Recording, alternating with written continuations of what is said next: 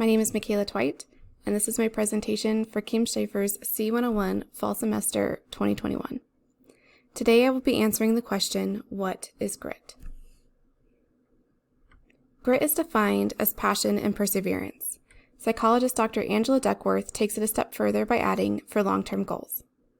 She continues on to say that having passion and perseverance for long-term goals looks like living life like a marathon, actively working towards your future every single day. As a college student, the amount of grit you have can determine how successful you are in the academic world, as well as outside of it. Where does grit come from? Dr. Angela Duckworth is the first to say, I don't know. There's no definitive answer for this question yet. Interestingly enough, studies have shown that grit is not linked to talent. In fact, many people who possess a great amount of talent lack grit. So far, the only thing that those with a lot of grit have in common is something called a growth mindset. Today, I will be talking to you about the three things that make up grit: passion, perseverance, and the growth mindset. What is passion? In the book Passion for Work, Theory, Research, and Application, Edward Deci writes that the word passion is used to describe people who are determined, directed, diligent, and strongly motivated to do certain activities. Not everyone shares the same passion, but perseverance can allow you to channel your passion and help you in any setting. Perseverance is persistent work on a demanding task. A 2018 study conducted by students of the Economic Department of the University of Freiburg in Switzerland found that perseverance is malleable and can be influenced by our peers in three major ways.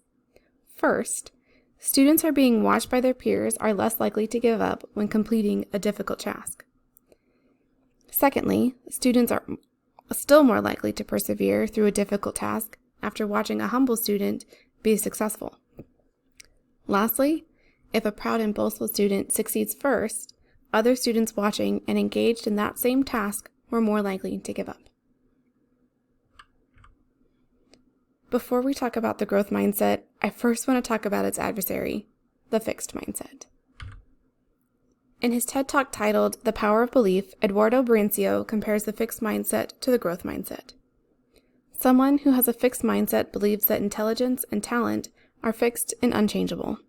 They believe we are born the way that we are, and there's nothing that we can do to change it. Those with a fixed mindset find it difficult to cope with failure. It damages their ego, and they will begin to lose interest or withdraw. On the opposite side, those with a growth mindset believe that intelligence and talent can be improved through deliberate practice, effective effort, and hard work. They view failure as a setback that allows them a chance to improve. Why is it important to have a growth mindset? First, it's been proven by science that a growth mindset is beneficial for growth. Neuroscience has shown that the brain is malleable, adaptable, and can be changed.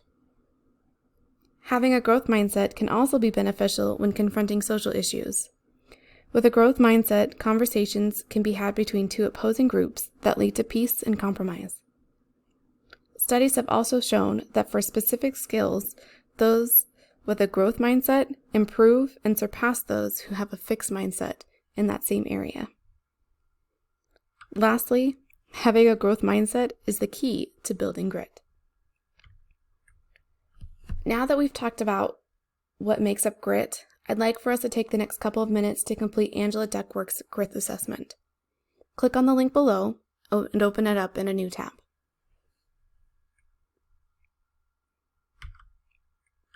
How did you do?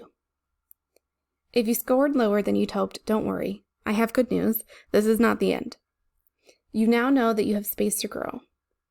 If you did well, I'd like to encourage you to talk to your peers, family, friends, and children in a way that instills them to have the same mindset that you do.